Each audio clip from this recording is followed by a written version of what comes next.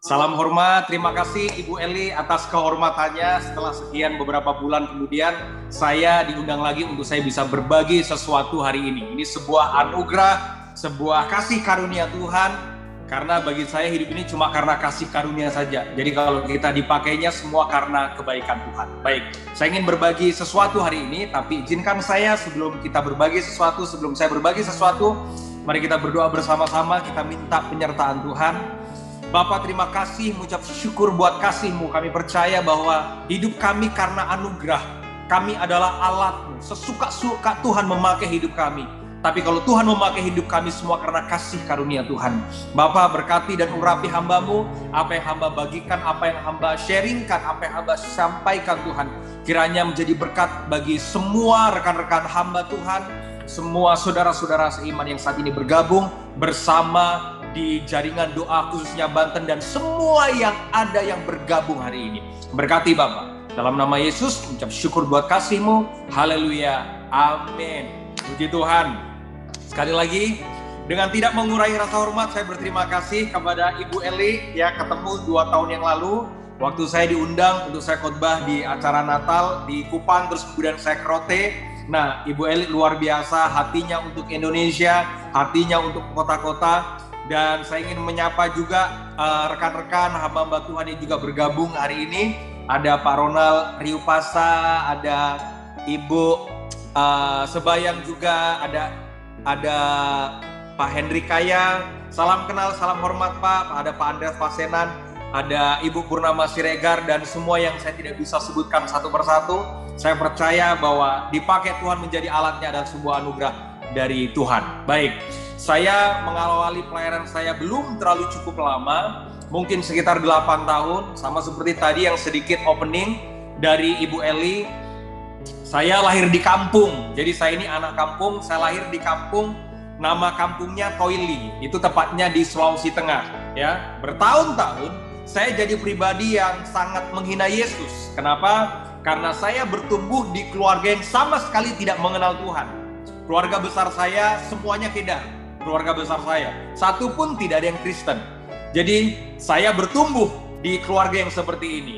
Dan ketika saya SD, SMP, SMA, saya tidak pernah peringkat 3. Setiap terima raport mulai dari SD, SMP, SMA, saya selalu peringkat 1-2. Kalau nggak 1, pasti 2. Kalau nggak 2, ya pasti 1. Saya tidak pernah peringkat 3. Nah, hari itu saya belum mengenal Tuhan. Dan teman bangku sekolah saya ingat persis namanya Edi, adalah seorang Kristen yang baik, yang setiap mau memulai pelajaran, dia selalu lipat tangan dan kemudian dia berdoa. Tapi setiap terima hasil ujian, nilainya selalu jeblok. Kalau tidak peringkat 20, dia peringkat terakhir. Nah, hari itu saya jadi pribadi yang menghina Yesus, saya tidak suka dengan Yesus. Apalagi papa saya di kampung pernah ditipu dengan orang Kristen. Sampai kemudian saya bilang begini sama Edi, Ed, pantesan lu bego, pantesan bahasanya, pantesan kamu bodoh.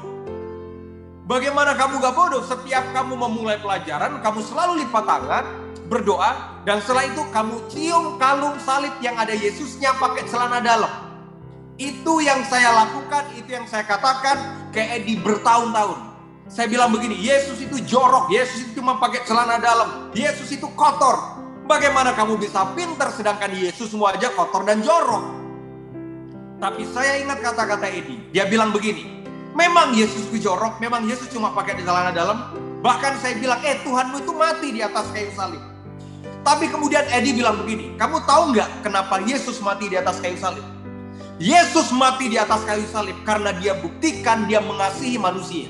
Dia bilang, coba ada nggak Tuhan yang mau mati buat umatnya? Setelah bertahun-tahun saya baru sadar, benar, tidak ada satupun kepercayaan dimanapun yang Tuhannya mau mati buat umatnya. Kecuali kita.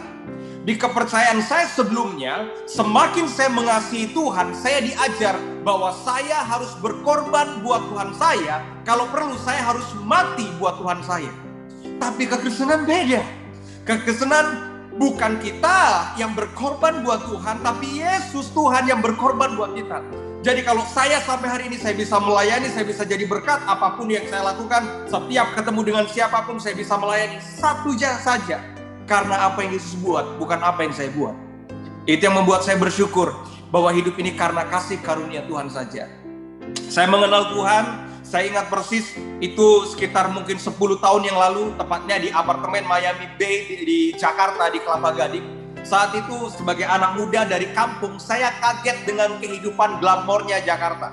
Saya punya band, hari itu saya sempat main FTV, dan setiap bulan saya dapat uang, tapi uang itu saya hambur-hamburkan dari satu pub ke pub yang lain, dari satu diskotik ke diskotik yang lain, karena kaget anak kampung tiba-tiba lihat Jakarta yang besar seperti itu.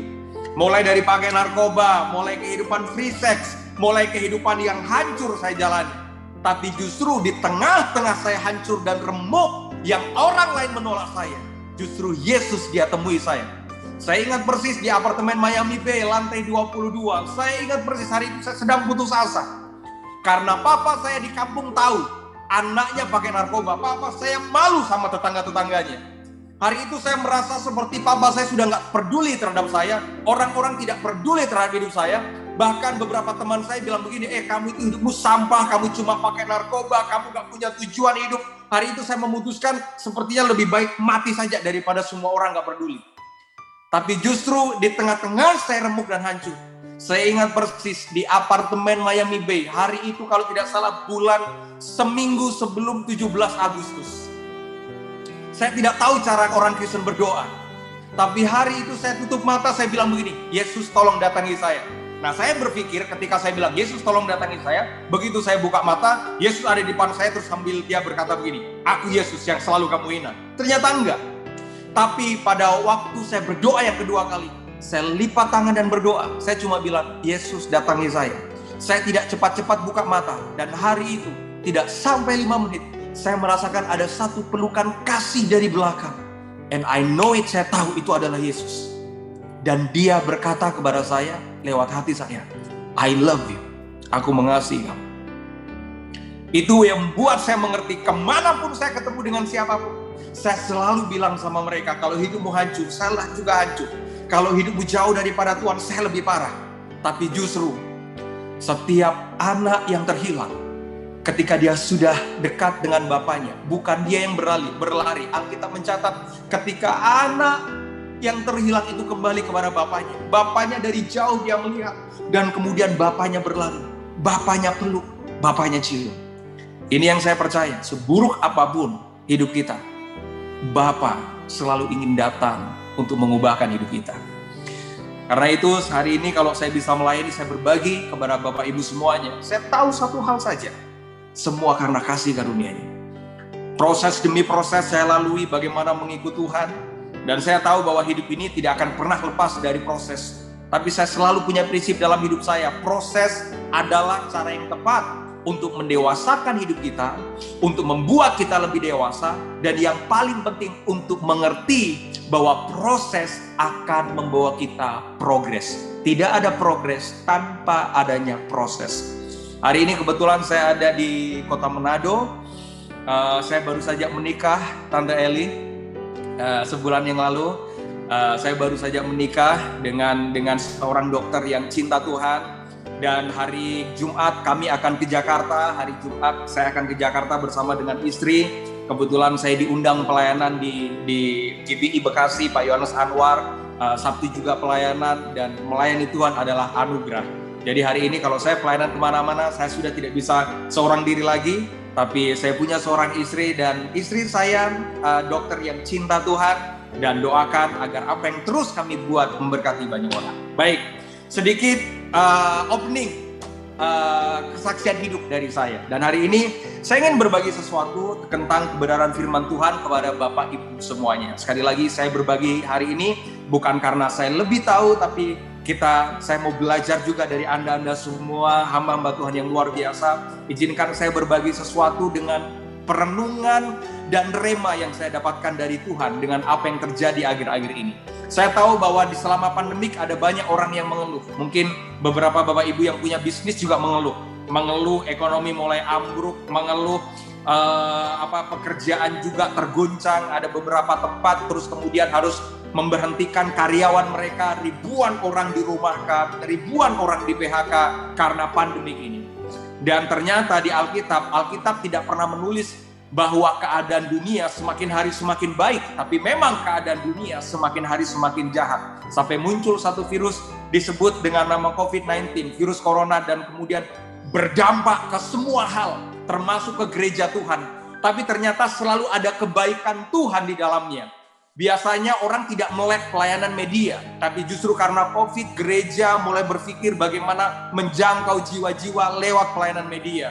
Kalau dulu pelayanan onsite offline terbatas, tapi hari ini pelayanan online semua orang dengar, semua orang bisa dengar pesan Tuhan tentang kebaikan Tuhan. Dan termasuk apa yang saya bagikan hari ini. Baik, saya beri judul sharing saya hari ini, kalau bisa ditampilkan, saya sudah siapkan, saya bagikan ke Tante Eli. Kalau bisa dimunculkan, saya beri sharing hari ini judulnya Iman versus Kenyataan. Karena memang ternyata ikut Tuhan, sekalipun kita beriman, tapi ternyata kadang iman kita dikalahkan sama keadaan ataupun kenyataan. Nah, saya pribadi, saya tidak terlalu pusing dengan kenyataan atau keadaan apapun yang saya hadapi. Karena saya tahu orang benar tidak hidup karena keadaan atau karena kenyataan. Tapi orang benar itu hidup karena iman. Karena itu, sharing saya hari ini saya beri judul Iman versus Kenyataan. Nah, ngomongin tentang iman, ngomongin tentang kenyataan, ternyata Bapak Ibu itu adalah dua hal yang berbeda. Apalagi kalau kenyataan itu tercreate, disimpulkan karena omongan orang. Nah, seringkali hidup kita, apa yang kita percayai itu dipengaruhi dengan omongan orang. Omongan orang meng-create kenyataan. Nah, kita akan belajar tentang iman hari ini yang ingin saya bagikan kepada Bapak Ibu. Kalau kita belajar tentang iman, jangan belajar dari saya, tapi belajarlah dari seseorang yang disebut sebagai bapak orang beriman, namanya Abraham. Nah, saya belajar sedikit, ternyata Abraham ini nama yang dikasih Tuhan ketika Abram berjumpa dengan Tuhan. Nama sebelumnya bukan Abraham, tapi nama sebelumnya adalah Abram. Ternyata nama Abram dan nama Abraham punya pengertian yang sangat berbeda. Kalau nama Abram itu di dalam bahasa Ibrani artinya bapak besar. Itu arti nama Abram. Sedangkan arti nama Abraham itu bukan bapak besar, tapi bapak bangsa yang besar. Nah, saya belajar di dalam Alkitab selama saya mengenal Yesus, ternyata Tuhan itu punya kesukaan. Salah satu kesukaan Tuhan adalah Tuhan suka merubah nama. Ada seorang yang namanya kurang baik, namanya Yakub, artinya tumit atau penipu. Ketika Yakub ketemu dengan Tuhan, poinnya ketemu Tuhan. Ketika Yakub ketemu dengan Tuhan, Tuhan bilang begini, "Your name is not Jacob anymore." Namamu bukan lagi Yakub, melainkan Israel. Arti nama Yakub dengan Israel itu ternyata beda banget. Nah, ini yang seperti saya sudah bagikan, Pak Amos bukakan. Ini yang saya sebut dengan transformasi identity. Nama Yakub itu artinya penipu. Ketemu dengan Tuhan, diubah Tuhan jadi Israel. Yakub belum sekolah Alkitab 3 tahun seperti saya. Yakub belum doa puasa selama 3 bulan seperti saya. Tapi detik di mana dia ketemu dan berjumpa dengan Tuhan, hidupnya berubah. Ini yang saya percaya, kesukaan Tuhan kita, orang yang ketemu Tuhan pasti berubah. Nah, selama ini saya minta maaf, gereja agak miss. Gereja hanya mengajarkan orang cuma sekedar diberkati. Gereja cuma mengajarkan bagaimana orang disembuhkan. Ternyata yang paling penting adalah orang diubahkan hidupnya. Nah, saya melihat gereja sudah mulai miss untuk hal ini. Makanya saya tidak heran bahwa orang yang ketemu dengan Tuhan pasti berubah. Abram ketemu dengan Tuhan, diubah namanya jadi Abraham. Saulus ketemu dengan Tuhan, diubah jadi Paulus. Yakub ketemu dengan Tuhan, diubah jadi Israel. Setiap perjumpaan dengan Tuhan selalu merubah identitas. Makanya saya selalu bilang, kalau ada jemaat ke gereja tiap minggu tapi hidupnya nggak pernah berubah, saya nggak tahu ketemu siapa dia di rumah Tuhan. Karena mungkin yang selama ini diajarkan adalah ketemu Tuhan supaya diberkati, ketemu Tuhan supaya dapat kelimpahan, ketemu Tuhan supaya dapat pertolongan. Makanya banyak orang menempatkan Tuhan tidak layaknya seperti Indomaret atau Alfamart. Kalau nggak punya cari Tuhan, kalau sudah punya Tuhan ditinggalkan. Dan itu terbukti ketika 3,5 tahun Yesus melayani. Di mana Yesus buat mujizat, ribuan orang datang ke situ. Satu kali dengan 5 roti 2 ikan, 5.000 orang kenyang. Dengan 5 roti dan 2 ikan. Tapi kalau kita tetap baca, masih harinya masih sama. Yesus bilang, sesungguhnya mereka datang kepadaku bukan karena cari aku, tapi karena perutnya kenyang. Ada banyak orang yang datang kepada Tuhan cuma karena perut kenyang. Apalagi kalau pelayanan cuma karena urusan perut. Di mana Yesus buat mujizat, ribuan orang datang. Satu kali Bartimeus buta melihat, ratusan orang ada di situ. Setiap Yesus buat mujizat, berbondong-bondong orang datang. Setiap Yesus buat mujizat, ribuan orang datang. Tapi faktanya, ketika Yesus ada di atas kayu salib, mereka nggak ada di sana. Karena memang ternyata bahwa orang tidak suka dengan salib. Makanya ketika Tuhan bukakan ini, saya baru sadar, oh iya ya, jangan pernah bangun kekristenan atas dasar berkat dan mujizat.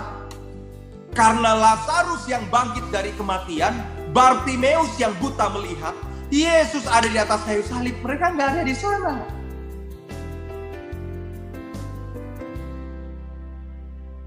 Dua tahun yang lalu saya ingat persis ketika saya pimpin satu grup ke Israel. Ya, saya tiap tahun pimpin grup ke Israel. Iseng-iseng saya bilang begini, salib yang dipikul oleh Yesus itu seberat apa sih? Ini mungkin jadi berkat buat Bapak Ibu semuanya. Nah, ketika saya ada di Jerusalem, di situ ada salib, terus kemudian saya coba pikul salib yang dipikul seperti Yesus. Waktu saya coba pikul salib yang dipikul seperti Yesus, saya coba pikul, enggak terlalu berat. Ada banyak orang begini, kenapa Yesus waktu pikul kayu salib dia jatuh berkali-kali? Karena salibnya berat.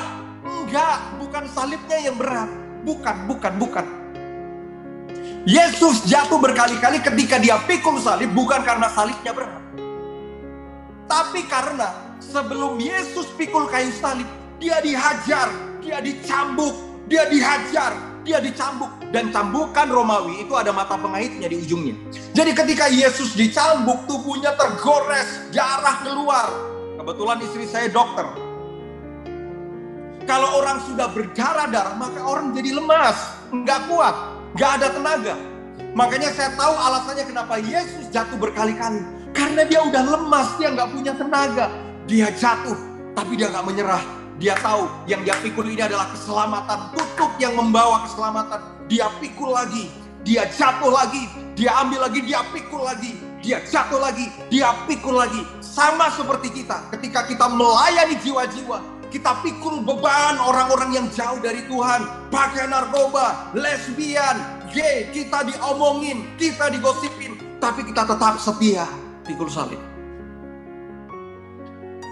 Karena there's no victory without the cross. Gak ada kemuliaan tanpa salib. Nah, sama seperti orang ini. Orang ini disebut sebagai bapak orang beriman.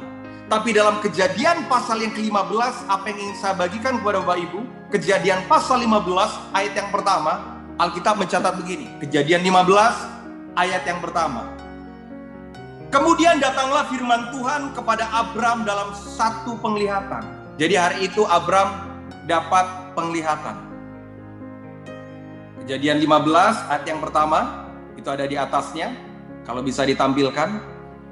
Kemudian datanglah firman Tuhan kepada Abram dalam suatu penglihatan. Tuhan bilang begini, jangan takut, upahmu akan sangat besar. Akulah perisaimu, upahmu akan sangat besar. Nah, saya agak heran ya. Kenapa? Karena Abram ini kan orang diurapi Tuhan. Orang yang diurapi Tuhan aja bisa takut, apalagi David Herson.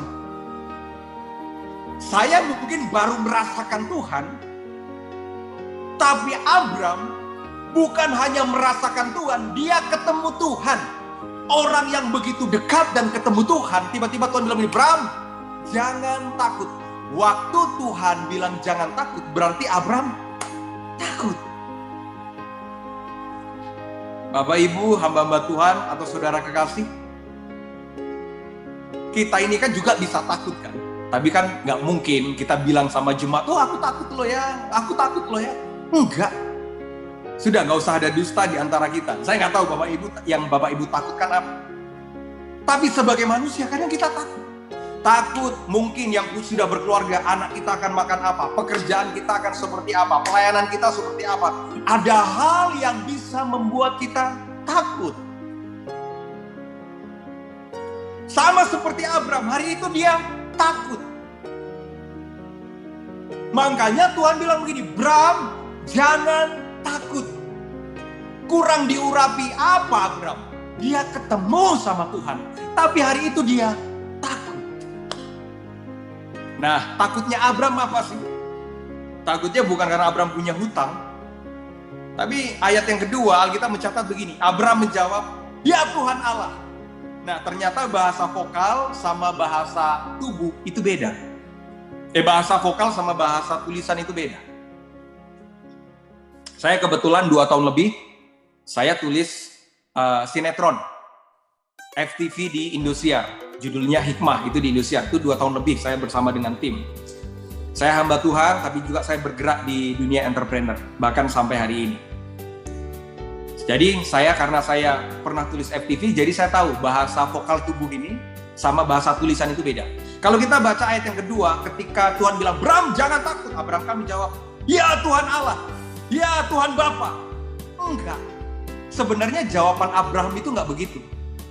Waktu Tuhan bilang sama Abraham, Bram jangan takut.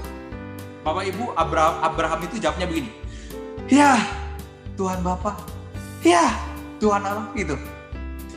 Kalau orang sudah jawab ya, berarti dia punya masalah. Makanya kalau ada gembala mau tanya jemaatnya, gimana kabar jemaatnya, tanya aja, Pak, gimana kabarnya Pak? Ya Pak Gembala. Kalau udah kata iya, berarti dia punya masalah.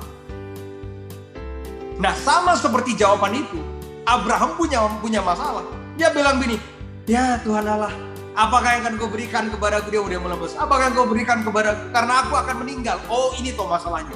Dia akan meninggal dengan tidak mempunyai anak. Dia bilang sama Tuhan, Tuhan, aku akan meninggal dengan tidak mempunyai anak. Kenapa dia tidak punya anak? Karena istrinya mandul. Saya tidak bermaksud beralegori, ya. Tapi mandul itu kan artinya tidak produktif.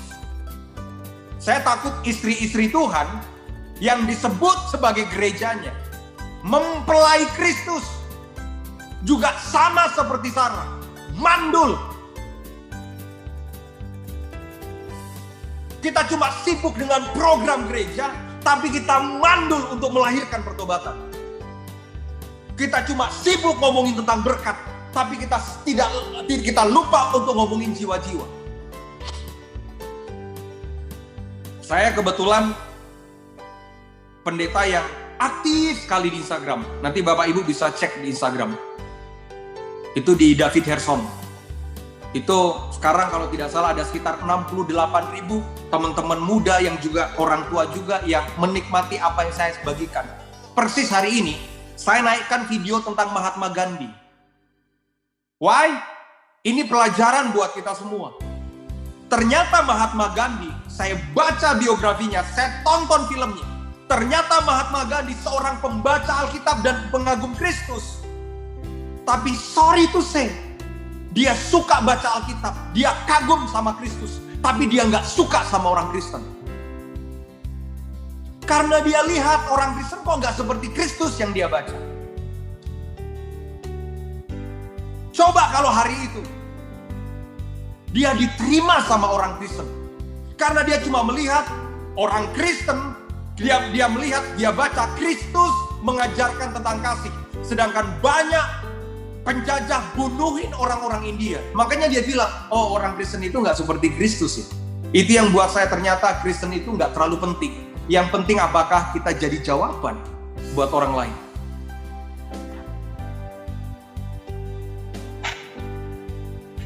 Sama seperti kita, jangan-jangan sama seperti Sarah.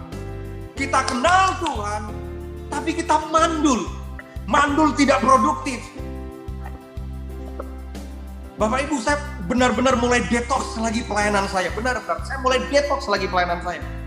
Benar nggak ada yang lahir dari hidup saya? Atau saya ini cuma bawa jemaat, ayo diberkati, ayo semakin berlimpah, toko tambah 2, toko tambah 3. Kalau yang kita ajarkan seperti itu, kita nggak ada bedanya sama pemuka-pemuka atau kepercayaan yang lainnya. Bahkan sorry to say, untuk datangin duit nggak perlu Yesus. Kalau kita cuma buka toko supaya dapat uang, orang yang nggak kenal Tuhan di tetangga kita juga, mereka lakukan itu. Makanya buat saya hal yang paling penting, come on, kita produktif, jangan sampai mandul. Kenapa Abraham dia nggak punya anak? Kenapa Abraham dia tidak punya anak? Karena Sarah mandul. Terus. Dan Abraham hari itu sangat kaya raya. Zaman itu belum ada BCA, BNI, atau BRI. Jadi kalau orang kaya itu dilihat berapa ternak yang kamu punya. Saya punya 100 kambing domba, belum kaya. Kamu punya berapa? 10.000, nah itu baru kaya. Kamu punya berapa? 100.000, nah itu baru kaya. Hari itu Abraham dia kaya dengan kambing domba. Dia orang kaya, tapi dia punya masalah. Ya aku kaya, tapi aku gak punya anak. Terus pada ayat yang ketiga, lagi kata Abraham, dia mulai marah. Kalau ayat sebelumnya tadi dia bilang kan, aku gak punya anak, nanti yang akan jadi ahli warisku adalah Eliezer orang Damsyik itu. Ayat yang ketiga, Abraham marah. Ini marah nih dia. Ini bahasa vokal sama bahasa tulisan beda nih. Lagi kata Abraham, ayat yang ketiga, engkau. Dia mulai menyebut Tuhan dengan sebutan engkau. Engkau tidak memberikan kepadaku keturunan, sehingga seorang hambaku nanti menjadi ahli warisku. Dia bilang, engkau Tuhan tidak kasih aku keturunan. Dia mulai nyalahin Tuhan. Terus. Ayat yang keempat, ini poin saya Bapak Ibu. Ayat yang keempat, tetapi datanglah firman Tuhan. Wow, that's powerful. Kalau kita baca ayat 1, ayat kedua, ayat ketiga, semuanya tentang omelan Abraham ke Tuhan. Semuanya bentuk Abraham protes ke Tuhan. Aku akan mandul, aku akan mati, aku gak punya anak. Tapi pada ayat yang keempat, Alkitab berkata, tetapi datanglah firman Tuhan. Tidak ada kata dalam bahasa Indonesia yang paling dahsyat maknanya, kecuali kata tetapi. Karena kata tetapi mampu membatalkan kalimat-kalimat di belakangnya. Contoh, kamu ganteng, kamu cantik, tapi bau. Ganteng dan cantik Pak hilang Pak. Kamu ganteng, kamu cantik, kamu rajin, tapi kamu jorok. Begitu muncul kata tetapi, yang di belakang batal. Itu yang saya sebut the power of but. Makanya hidup saya nggak peduli dengan apa yang orang ngomong sama saya. Kamu nggak mungkin berhasil, kamu nggak mungkin sukses. Saya selalu jawab, terserah, tetapi aku punya Tuhan yang besar. Kamu gak mungkin jadi hamba Tuhan, kamu pasti hancur, tetapi aku punya Tuhan yang besar. Ini yang saya sebut dengan kata but, the power of but. Dan hari itu yang datang firman Tuhan. Sampai hari ini firman Tuhan apapun yang datang sampai kepada saya mesti dengar, saya mesti renungkan Tuhan mau bicara apa buat saya. Dan waktu Tuhan bilang, tetapi datanglah firman Tuhan. Tuhan langsung bilang, Bram. Lu sini, Bram. Orang ini, Eliezer, tidak akan menjadi ahli warismu. Melainkan anak kandungmu. Tuhan bilang, Bram, Eliezer gak akan jadi ahli warismu. Melainkan anak kandungmu. Bapak Ibu, waktu Tuhan bilang, anak kandung, apakah Abraham sudah punya anak? Belum.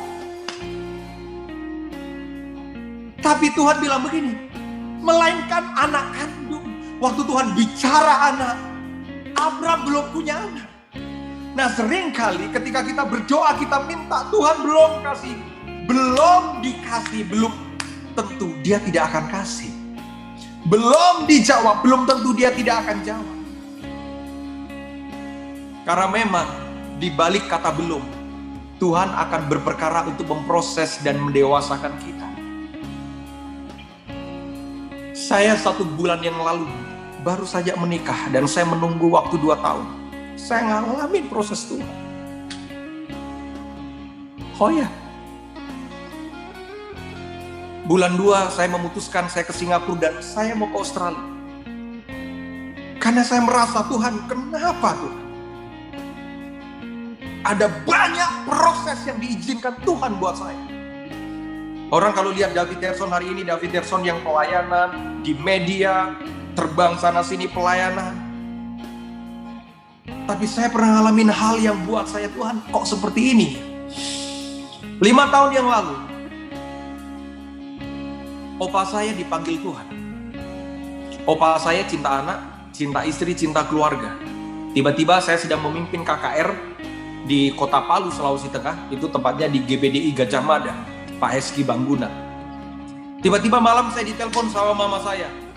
David, opamu masuk rumah sakit. Oh ya, Ma.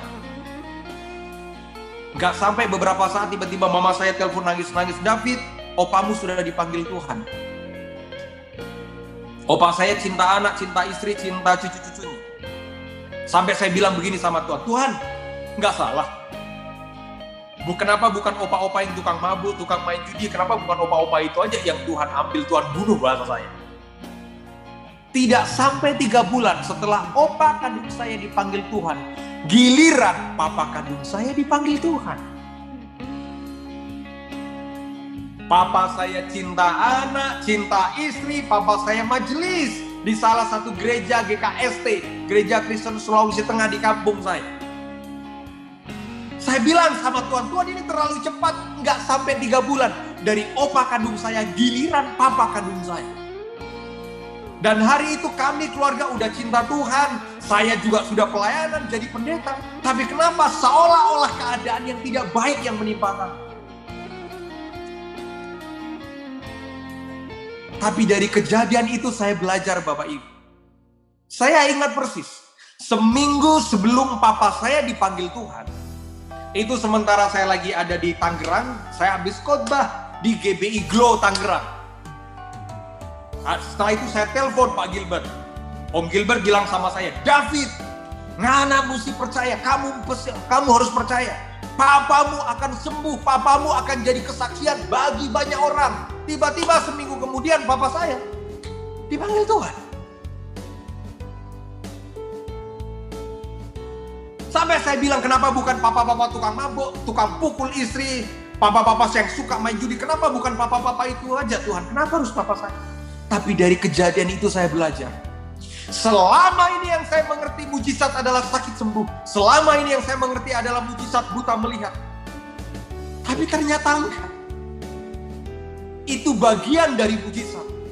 Bagi saya yang saya alami saat ini, mujizat adalah saat kita ditindas, kita diproses, kita ditekan. Tapi tangan kita masih tetap memilih terangkat untuk menyembah Tuhan. That's miracle, itulah mujizat.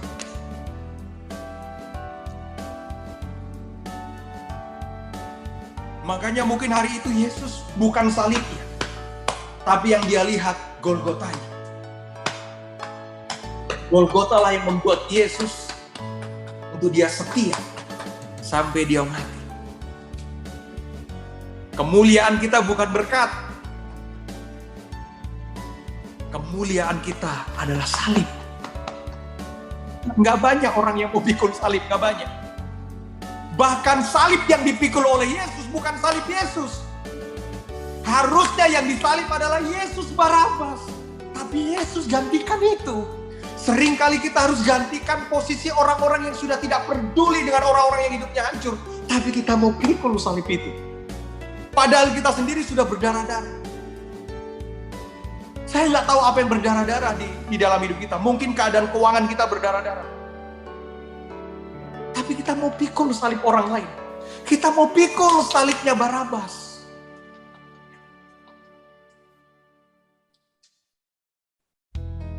Saya tetap setia sama Tuhan.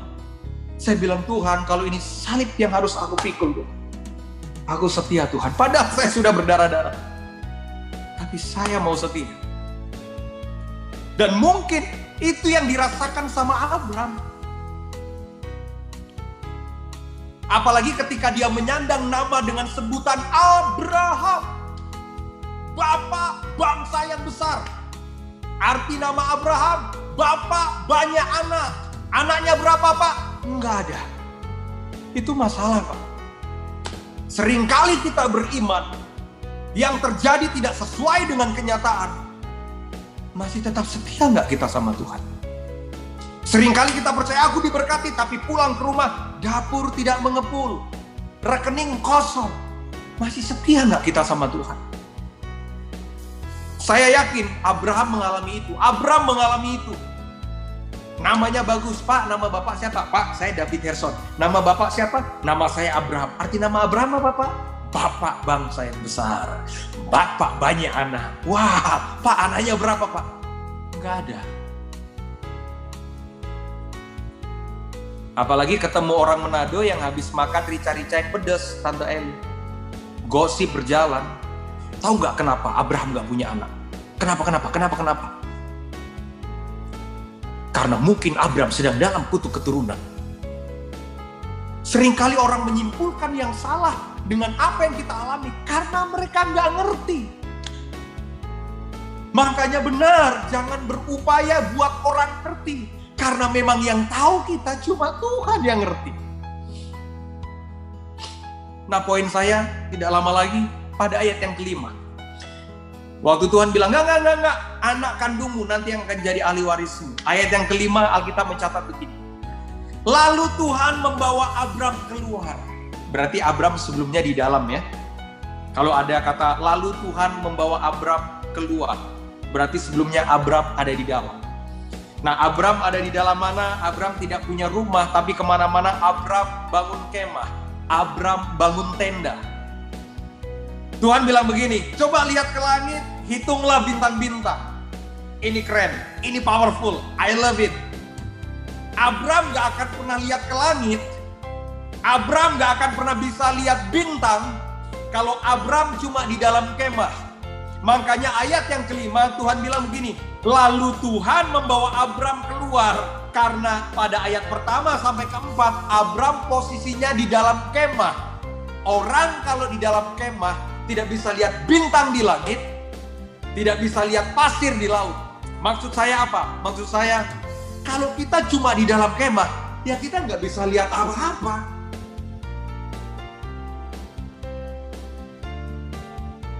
Kalau orang cuma di dalam kemah, yang dia lihat dirinya sendiri. Karena dia nggak bisa lihat langit. Langitnya tertutup. Dia nggak bisa lihat pasir, pasirnya tertutup. Makanya yang dia lihat dirinya sendiri. Orang kalau melihat diri sendiri cenderung mengasihani diri sendiri. Abram mungkin akan bilang begini, ya gua di dalam kemah, waduh, aku udah tua ya, gak punya anak ya. Karena cuma di dalam, gak mau keluar. Nah, saya takut termasuk gereja Tuhan, cuma sibuk ngurusin yang di dalam, lupa lihat yang di luar.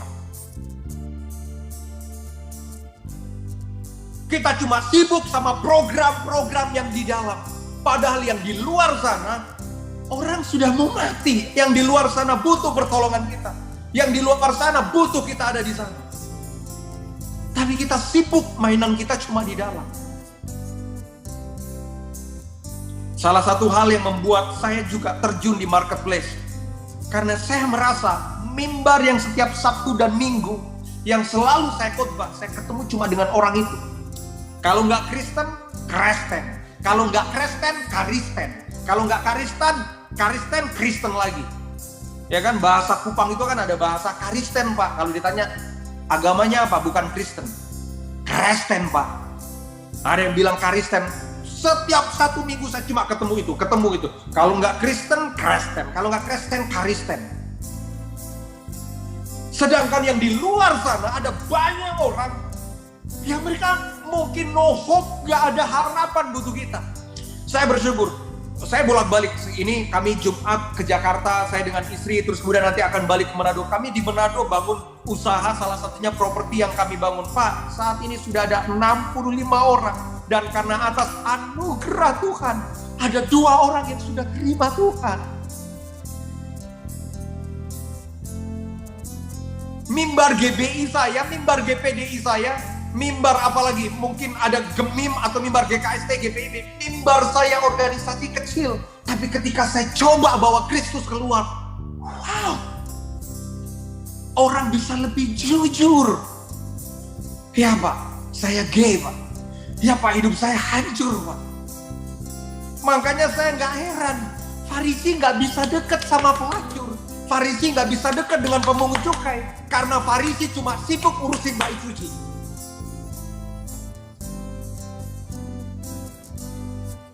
Makanya Yesus dia luar. Dia ketemu dengan pelacur. Dia ketemu dengan pemungut cukai. Dia ketemu, dia jadi sahabat orang berdosa. Nah, ketika Abraham keluar, Tuhan bilang begini, Abraham, lihat langit. Ya Tuhan, saya yakin tiap hari Abraham lihat langit. Saya yakin. Tapi yang Tuhan perintahkan bukan Abraham lihat langit. Karena tiap hari sebagai gembala domba, dia pasti lihat langit. Tapi yang Tuhan perintahkan, Abraham hitung bintangnya. Saya yakin Abraham nggak pernah. Kenapa? Untuk urusan lihat Tuhan, setiap hari gua lihat Tuhan. Tapi kalau untuk urusan hitung bintang Tuhan, kayak nggak ada kerjaan. Tapi Tuhan bilang, hitung bintang. Nah, ternyata Bapak Ibu, ada perbedaan antara melihat dengan menghitung. Saya akan kasih contoh. Minta maaf, kalau kita disuruh melihat ini apa, semua Bapak Ibu pasti tahu, ini uang. Kalau kita disuruh melihat, ini apa, ini uang. Tapi kalau kita ditanya berapa jumlahnya, kita nggak akan tahu sebelum kita menghitungnya. Kalau cuma melihat, kita nggak bisa hitung. Tapi waktu kita pegang, kita baru bisa menghitung. Kalau boleh sharing hari ini, kalau saya tanya Bapak Ibu kira-kira jumlah uangnya berapa ini? Mungkin ada yang bisa unmute sambil jawab. Jumlahnya berapa Bapak Ibu? Ini Bapak Ibu diam semua, pasti Bapak Ibu ini nggak suka duit ini. 50.000. Berapa Pak? 100. Wah, ada yang bilang 1 juta, ada yang bilang berapa tadi? 200.000. 500. 500.000. Ada yang bilang 1 juta, ada yang bilang 100. Pak, Bu, kalau kita cuma ngelihat, tapi kita nggak pernah pegang, kita cuma bisa menyimpulkan dan menafsirkan. Tapi kalau kita lihat dan kita pegang, kita baru tahu jumlahnya berapa kalau kita hitung. Ternyata 50.000, 70.000, 90.000, 94.000. Kenapa kita bisa tahu jumlahnya? Karena kita pegang, Pak. Bukan kita lihat. Nah, saya tidak bermaksud untuk beralegori dan yang lain sebagainya. Kalau kita cuma melihat, kita nggak pegang, kita nggak bisa beriman dengan kuat. Makanya yang Tuhan perintahkan Abraham bukan lihat bintang, tapi hitung bintang Tuhan. Abraham mulai hitung. 1, terus 2, terus 3, terus 4, terus 10 Tuhan, terus 500 Tuhan, terus 1000 Tuhan. Waktu Abraham dia hitung bintang, Tuhan bilang begini, seperti banyaknya bintang demikianlah keturunan. Saya nggak tahu, tapi saya tetap menghitung. Pertama kali saya percaya Tuhan, saya hitung jumlah keluarga saya yang terima Tuhan. Saya hitung dalam iman, Tuhan, aku percaya mamaku terima Tuhan. Aku percaya kakakku terima Tuhan. Aku percaya keluargaku terima Tuhan. Saya hitung terus. Apapun yang saya kerjakan, bisnis dan yang lain. Orang bilang, gak mungkin kamu bisa diberkati, ini pandemik. Terserah apa kata orang, hidup saya apa kata Tuhan. Makanya alasan sederhana kenapa Petrus bisa berjalan di atas air. Karena Petrus dia lihat Yesus. Padahal awalnya ketika Petrus ada di dalam perahu, semua teman-temannya bilang begini waktu lihat Yesus. Wah, hantu, hantu, hantu, hantu. Tiba-tiba Petrus bilang begini, Tuhan, itukah engkau? Suara mayoritas bilang hantu. Tiba-tiba Petrus suara minoritas dia bilang, Tuhan, itukah engkau? Yesus bilang ini, "Ya, ini aku datanglah." Petrus dia langkahkan kakinya keluar dari perahu. Tidak akan pernah ada cerita Petrus berjalan di atas air kalau Petrus cuma di dalam perahu. Tapi mungkin ketika Petrus dia langkahkan kakinya keluar dari perahu, teman-temannya narik tangannya Petrus, "Pet, jangan pet itu hantu, pet itu hantu, pet itu setan, setan." Tapi Petrus dia tahu, enggak, aku kenal siapa dia. He is Jesus. Aku kenal, itu Yesus. Waktu dia lihat Yesus, dia berjalan di atas air. Suara mayoritas bilang, hantu. Suara minoritas bilang, itu Yesus. Tuhan gak butuh suara mayoritas. Karena one man with God is majority. Satu orang dengan Tuhan, it's enough. Itu mayoritas. Saya berdoa apa yang saya bagikan hari ini, kita belajar seperti Abraham. Kita hitung, kita pegang. Saya sangat suka dengan lagu "Peganglah tanganku, jangan lepaskan, kaulah harapan dalam hidupku." Bukan hanya Tuhan yang memegang kita, tapi kita pegang harapan di hadapan Tuhan. Tapi ada kalimat pertamanya yang dibilang, "Ku pandang wajahmu dan berseru, pertolonganku datang darimu. Peganglah tanganku, jangan lepaskan." Kita berbalik pegang harapan. Kaulah harapan dalam hidupku. Saya berdoa apa yang saya bagikan memberkati Bapak Ibu, dan izinkan saya berdoa buat kita semua. Terima kasih Tuhan. Kami pegang Tuhan, janji Tuhan. Kami mulai menghitung apa yang kami lakukan. Anak-anak yang kami layani. Jiwa-jiwa yang kami layani. Orang-orang yang kami layani. Kami mulai menghitung. Dan kami percaya setiap benih yang kami tabur pasti akan bertumbuh dan kami akan menuai. Bapa, ajarkan kepada kami setiap proses demi proses untuk Tuhan mendewasakan hidup kami. Ajari kami untuk melihat jiwa-jiwa, membawa mereka bukan kepada perbuatan Tuhan, tapi membawa mereka kepada pribadi Tuhan. Pribadi yang kami kenal bukan hanya sebagai pembuat mujizat, tapi pribadi yang memberikan nyawanya tergantung di atas kayu salib. Bapa, terima kasih buat kasih-Mu, terima kasih buat hadirat-Mu. Terima kasih buat salib yang mungkin hari ini kami pikul. Kami mau setia seperti Yesus. Kami mau pikul salib yang harusnya dipikul oleh Barabas. Kami mau pikul itu sekalipun kondisi kami berdarah-darah. Kami harus dihantam oleh keadaan, bahkan ekonomi, bahkan omongan orang. Tapi ajarkan kami tetap setia. Karena kami tahu tidak ada kemuliaan tanpa salib. Dan di salib selalu ada orang yang akan menerima Tuhan. Terima kasih Bapak. Ucap syukur buat kasih dalam nama Tuhan Yesus. Haleluya. Amin. Tuhan berkati. Saya serahkan kepada Tante Eli, Ibu Eli. Tuhan memberkati Bapak Ibu semua. Shalom, shalom, shalom.